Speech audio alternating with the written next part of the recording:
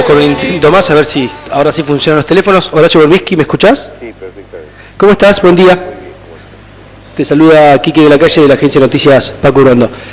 Horacio, queríamos molestarte en tu rol, si se quiere, de periodista, pero también de presidente del CELS, para pensar una serie de problemáticas vinculadas con el tema de la seguridad / inseguridad, pero que no suelen aparecer en el modo en que se suele abordar esta temática. Estamos pensando los problemas vinculados con una lógica represiva que encarcela a miles de ciudadanos en condiciones humillantes, muchos de esos ciudadanos que están presos, un altísimo porcentaje incluso sin condena firme, fuerzas de seguridad que suelen estar dejadas a su autogobierno con consecuencias nefastas para las barriadas más pobres.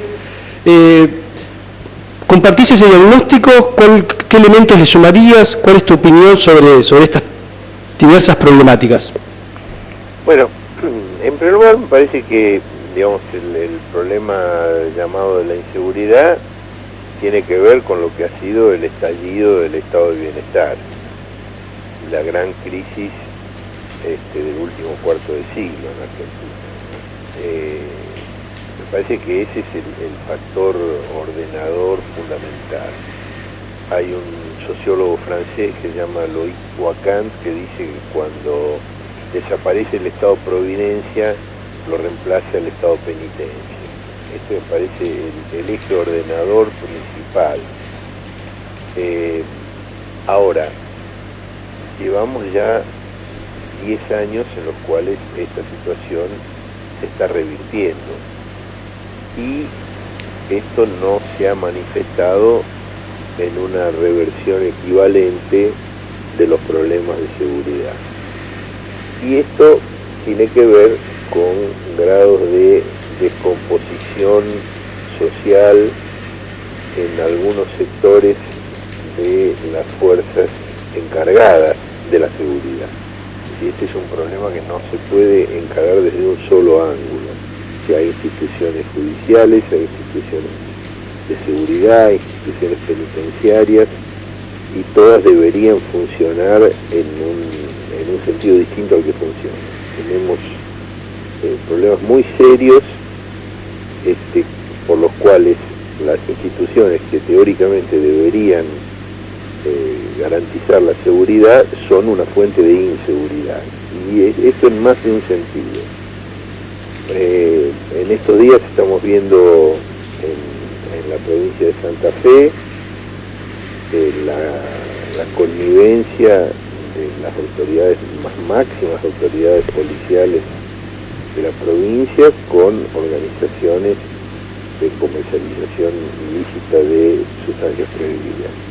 Esto ya era muy conocido en la provincia de Buenos Aires, ahora vemos que también ocurre en la provincia de Santa Fe. Es decir, es una problemática transpartidaria, porque en la provincia de Buenos Aires gobierna un partido y en la provincia de Santa Fe gobierna otro partido. Esto me parece una constatación importante para no parcializar el análisis. Ahora, en ambos casos tenemos que hay organizaciones de seguridad que son en realidad organizaciones de inseguridad, por lo cual el adesentamiento, la limpieza de las instituciones es un elemento de primerísimo orden para controlar la problemática de la inseguridad. Otra forma en la cual las instituciones de seguridad producen un resultado paradójico es por la forma de manejo de la población privada de su libertad en cárceles que de ninguna manera cumplen con el paradigma constitucional de ser sanas y limpias. Es decir, yo he visitado las cárceles y no son ni sanas ni limpias, y no son para seguridad sino para mortificación de quienes están allí. Y hay además un manejo de la conflictividad interna muy violento por parte de la institución penitenciaria, que luego se vuelca a la calle. Claro. Una cosa que me parece que es una lección fundamental de esta problemática en estos años en nuestro país es que no hay fronteras, es decir, la cárcel no es una frontera. Lo que ocurre dentro de la cárcel ocurre también fuera de la cárcel. Hay una continuidad. Nos decían algunos compañeros de San Martín, donde hay, por un lado, un complejo penitenciario muy importante y por otro lado una serie de barrios precarios muy importantes, que ellos ven perfectamente la continuidad, que la cárcel es la villa con rejas y que la villa es la cárcel sin muros, que hay una continuidad de problemáticas y que las formas de la represión que se ejercen adentro se ejercen también afuera. Claro. Que hay políticas de control de los jóvenes adultos por parte de la institución policial afuera, equivalentes a las que aplica la institución penitenciaria adentro. Y de hecho, ha habido denuncias muy fundadas y muy graves sobre el uso de personas privadas de su libertad para realizar hechos delictivos por encargo del personal penitenciario a cuyo cargo están esas personas. Y además sí, el fomento de la conflictividad interna como forma de gobernabilidad de las cárceles, es decir, el suministro de armas o el permiso para el ingreso de armas o de sustancias estupefacientes a distintos grupos internos que son confrontados unos contra otros por la institución penitenciaria, digamos, todos esos son elementos que van creando una subcultura de la violencia que inevitablemente se traslada después a todas las relaciones sociales fuera también de la cárcel. En general el sistema penitenciario es las condiciones, las situaciones que se dan, ¿son similares en todas las provincias?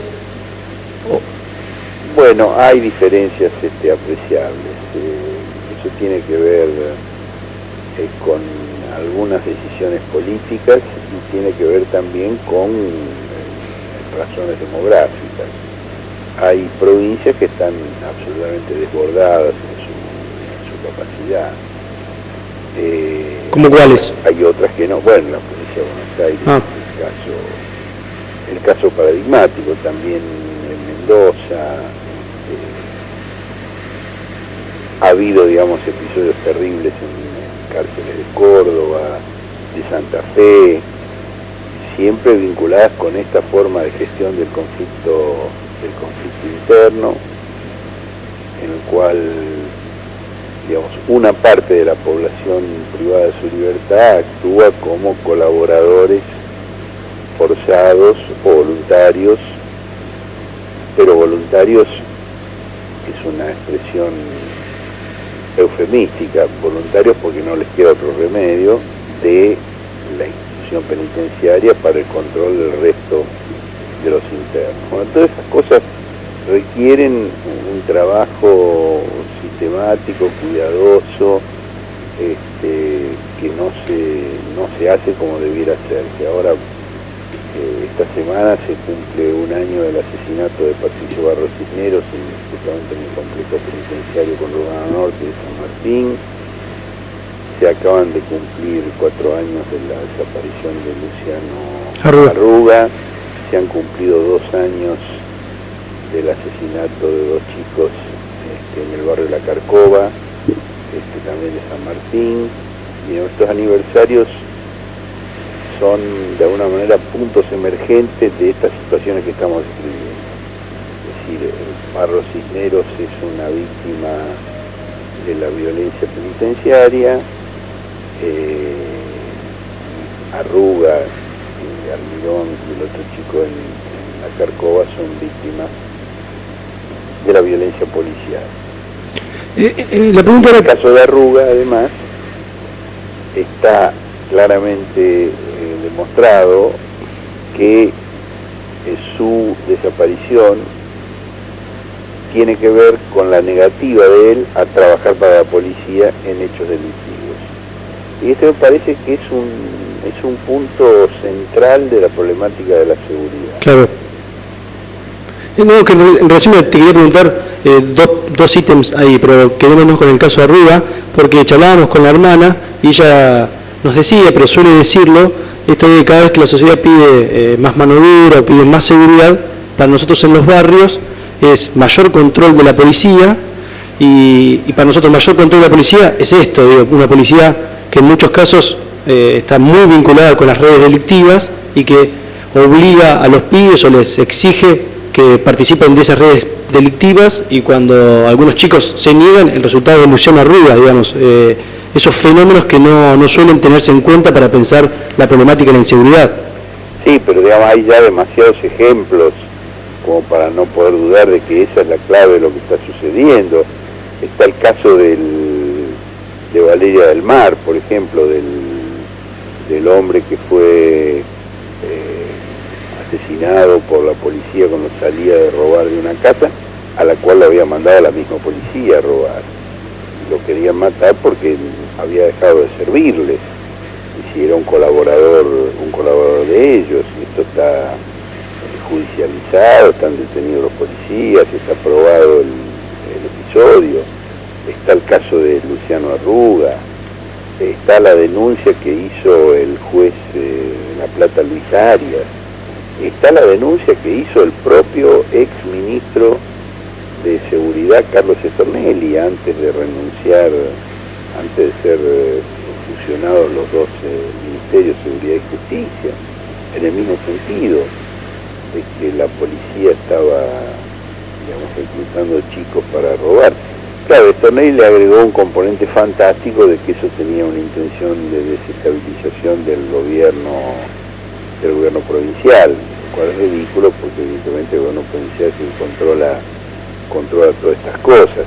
Y de hecho, el año pasado, a fines del año pasado, el gobierno provincial sancionó una ley que amplía las facultades policiales y la capacidad policial de chantaje sobre los jóvenes para subordinarlos de esta manera al delegar en la policía facultades judiciales en la decisión de qué personas detenidas por la policía pueden permanecer en libertad mientras dure el proceso o deben estar detenidas. Y este es, digamos, el punto inicial de este reclutamiento forzado de mano de obra juvenil para cometer delitos, es la detención arbitraria. El chico es detenido, se le labran actuaciones, se le inventa una causa y a partir de ahí es vulnerable porque si no hace lo que le piden, le reactivan esa causa, le arman otra, lo mandan a la cárcel, lo sacan de circulación y lo entregan a la agencia penitenciaria para que sean los penitenciarios los que se encarguen de someterlo y obligarlo a hacer cosas contra su voluntad. Entonces, aumentar las facultades policiales en ese sentido, para que sea la policía y no el juez el quien decida quién debe quedar detenido y quién puede quedar en libertad durante el proceso, es claramente aumentar las facultades policiales no para reforzar la seguridad, sino para cometer delitos y reforzar la inseguridad. Con lo cual, me parece que es muy claro que las autoridades políticas no son de ninguna manera víctimas de desestabilización, sino responsables de esta práctica degradada y degradante que refuerza la inseguridad.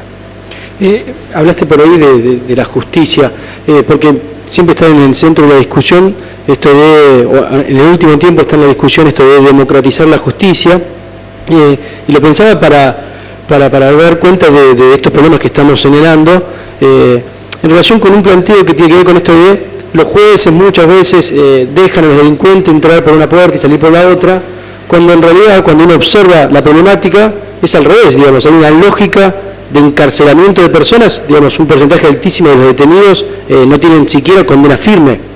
¿Cómo ves esa discusión? No solo no tienen condena firme, no tienen ni siquiera condena de primera instancia. Claro. Firme es cuando terminan todas las apelaciones. ¿Qué porcentaje de los detenidos, más o menos, para tener una dimensión? Bueno, en la provincia de Buenos Aires oscila entre el 60 y el 80% según los momentos. Ha habido una reducción porque ha habido reformas procesales que no mejoran la situación real, pero la maquillan. Es decir, en vez de tantos detenidos sin condena, hay condenados sin juicio. Es decir, se ha instituido la posibilidad de una negociación, de un reconocimiento de responsabilidad en el denominado juicio abreviado, que hace que mucha gente prefiera, digamos, asumir una responsabilidad de un hecho que no ha cometido a cambio de digamos, una condena menor y de un padecimiento menor, porque de otro modo la pena podría ser más alta y el padecimiento podría ser más grave. Pero de todos modos no baja del 60% la cantidad de personas privadas de su libertad sin condena. Y hay estadísticas del propio gobierno de la provincia de Buenos Aires que fueron suministradas por el exministro Eduardo Di Rocco en una audiencia que tuvimos en la Corte Suprema de Justicia cuando se estaba tratando el habeas corpus colectivo, donde Di Rocco dijo que un tercio de las personas privadas de su libertad sin condena, cuando llega el momento del juicio son absueltas. Es decir, que si tenemos una población hagamos un cálculo un poco general, rápido, digamos, si tenemos 50.000 personas privadas de la libertad y el 60% no tiene condena, esas son 30.000 personas sin condena, 100 tercios resultan absueltos, 10.000 personas, es decir, el 20% del total, son inocentes.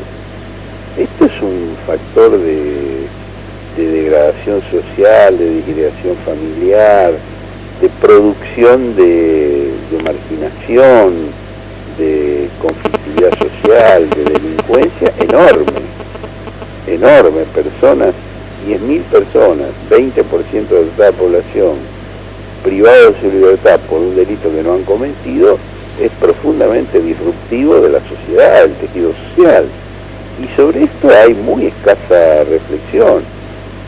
El otro día Zaffaroni, que tiene la virtud de estimular el razonamiento, hizo una comparación, una metáfora que me parece muy pertinente. Él dice que las medidas cautelares en temas civiles, comerciales o contenciosos administrativos, como la que paraliza la ley de medios o la recuperación del predio de la rural, son el equivalente de las prisiones preventivas en los juicios penales. Sí.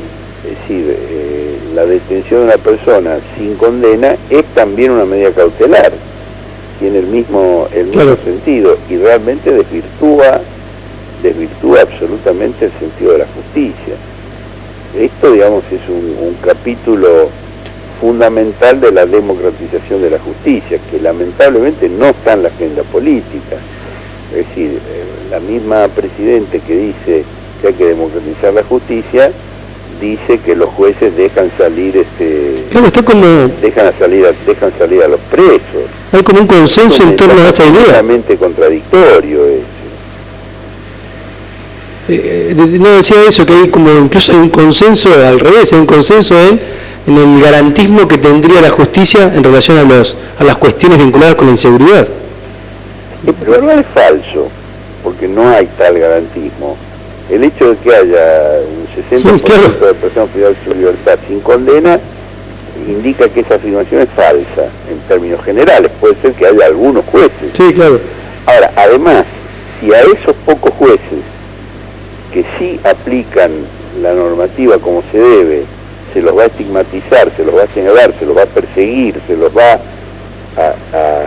a escrachar, como se ha hecho en el caso del juez Sallari, que estuvo 3 años suspendido hasta que terminó un juicio político donde se demostró que no había un solo cargo que se pudiera sostener en su contra, que había actuado absolutamente de acuerdo con toda la legislación vigente.